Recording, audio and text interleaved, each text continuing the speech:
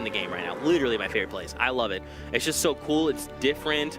Tomato head count came back. It's all like, you know, what we talked about. There's like a following now because you can have the like the tomato, the normal tomato skin. You can have the tomato temple skin. You can have the tomato emote.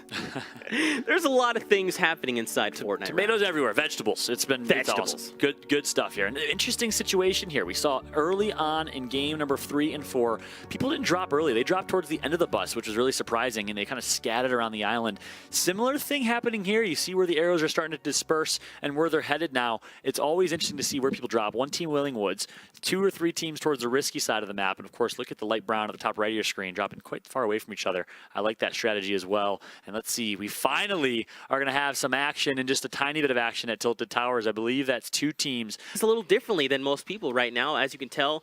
Taking a look at basically breaking it down for you. If you see a player like Vitality Ads has a 27 near his name, if you see another player that has a 27, that's his dual teammate.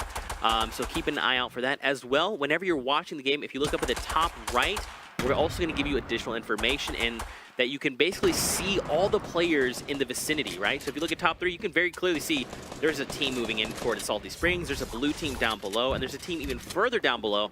So this is just to help with clarity and help you give you the most information we can. But look at this, Eric takes down a player there. It's Vitality Ads here in Salty Springs, and some are now making their way in. We've got one player, looks like he might be himself, that looks like Severin, who is in a 1v2, but now DK is looking to assist here and potentially Vulture and our third party's eliminations. Dan Hizzle goes down. I mean, these are tight spaces where there's just people running around all over the place, Fallout. Yep, and it looks like Severin did go down all up to Chinkin right now. Chinkin with 9 HP is going to take out one. He has 2 eliminations right now, so 2 more, and he'll net himself a point. And that, of course, is assuming Severin, his teammate, did not have any eliminations. So they're, of course, representing the Fortnites, and it looks like he's still alive right now. So well done right there from Chinkin. Skirmish series has taught us is that literally it's not over until it's over. It's so incredibly true. Morgoth, a good example of that at PAX West. Really coming out of nowhere with some great late game performances to take home first place and $250,000 for the 19-year-old. Unbelievable stuff here. Meanwhile, Bowman representing Wildcard alongside Alpha on a different team here in this game. He's going to pick up 1.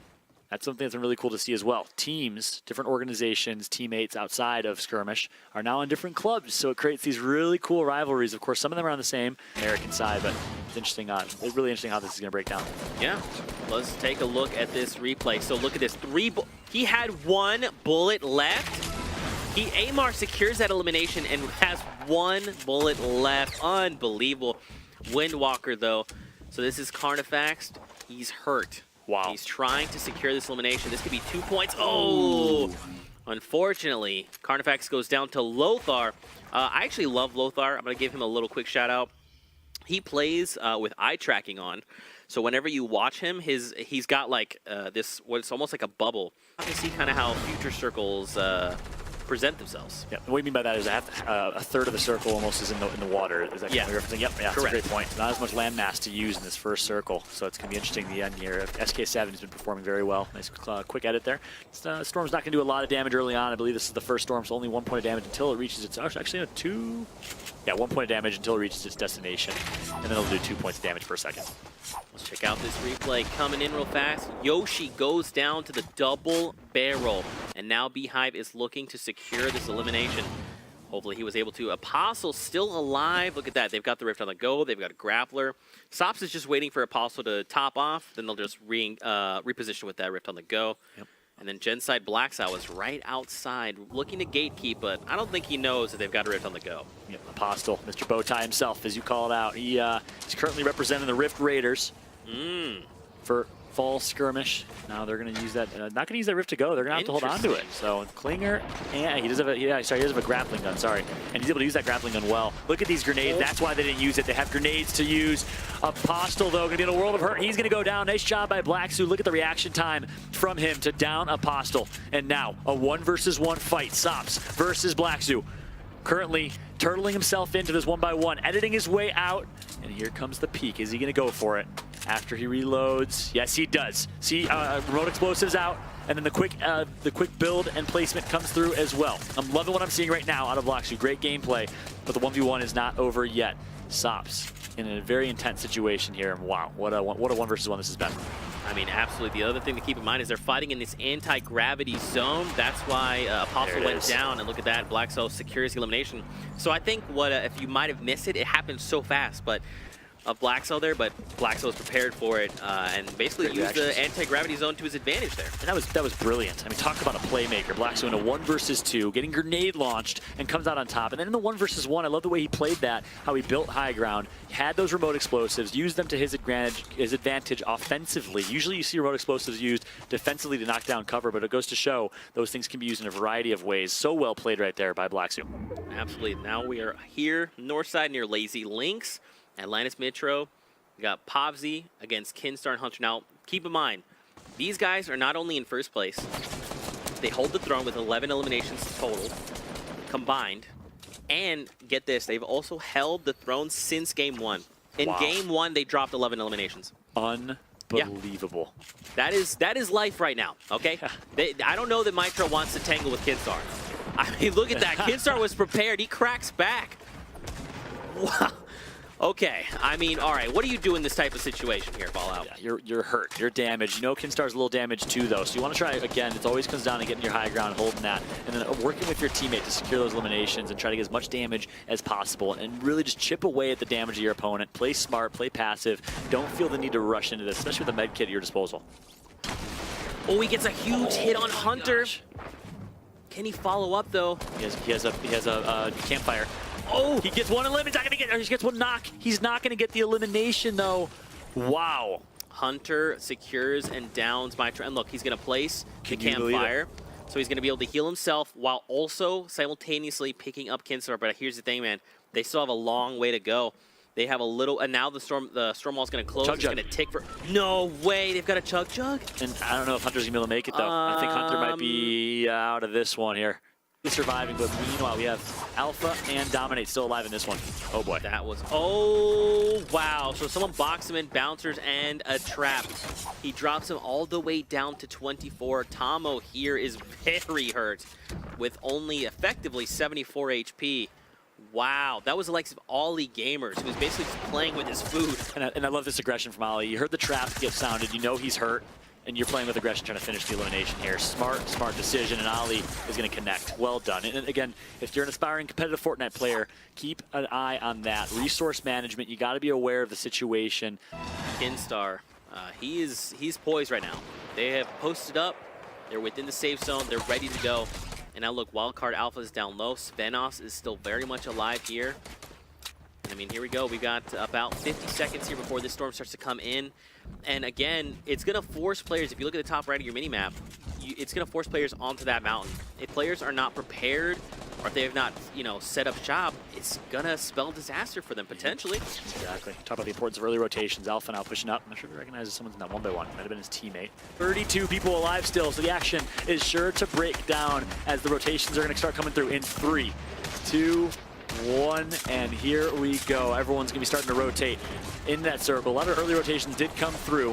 Fights about to ensue. Ghost Gaming still alive there on the bottom right. You saw as he was peeking just a little bit ago, the Vic, of course, and Miz, who won last game, still alive as well, but not a lot of HP to his name.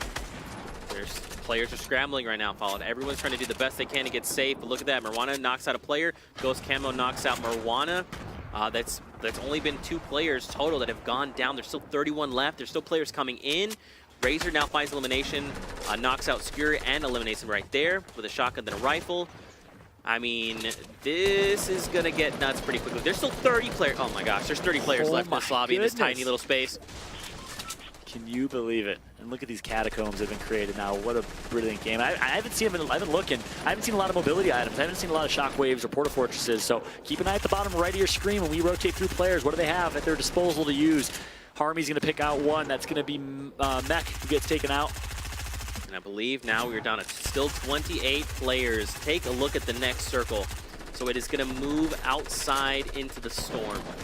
And it's still within Wailing Woods. Yep. Look at this. Shots. Brabble landing a nice 30 there on the shield, but we've got 20 seconds, and then everyone is going to have to be forced to move here. I mean, What do you think? What's going to happen? Can you make predictions here? We got 15 seconds. Honestly, this is almost unpredictable at this point. It's been really, the gameplay has been amazing. Sackener of Secret, so Dementos' teammate gets taken out, but I believe Dementos is still alive. Crabble, of course, who's playing with Tinny. Not sure if Tinny's still alive, though. He's going to throw some nice offensive remote explosives. He gets some good damage in there, and now the rotations have to come. And look at this setup here. One member pushing up, that's Crabble, who's in a pretty dangerous spot. Svenos, the legend himself, is currently sitting on high ground in a good position to win this game.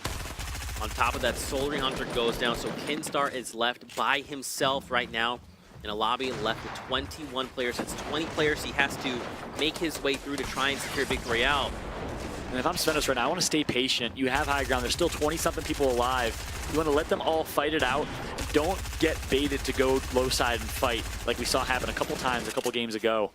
And I like what I'm seeing out of Svenos. He is a veteran at this point in Fortnite, competing at a high level for such a long time. We're going to see him hold his high ground and make the right decision. Oh, Tinny goes down there, but the thing to keep in mind with Svenos is that he really doesn't have ammo. He needs to make an elimination and hope that they have ammo reserves because he's running very low. And right here, Crabble is in a 1v1 engagement. Oh man, the storm is going to start moving again here in 15 seconds. Look at the edits from Crabble to come through. He's going to get a shot from above. That might be Svenos on the high side. Crabble now does have a med kit at his disposal. He wants to hold on to those med kits in case he gets off and a heal off. He's going to pop those minis instead. Smart decision from Crabble. Hold on to those meds. You might need it at a more dangerous spot here. 16 people. And Kinstar's going to get damaged up, but he's still alive. So Solary Kinstar still in this one. A couple knocks do come through. Svenos at the bottom of your screen does get taken out. And actually, no, he's knocked down, so he's still up. Miz gets taken out by the storm, and 14 people remain in this one. Kinstar doing his best to keep himself alive. There's so many players left here. You just watch the way he's doing. Look at that. He finds an elimination, but oh no. A Bowman immediately takes him down. We've got 9 players left here in the zone. And there's 9 players left. I know. Masta's down, City Driver up top.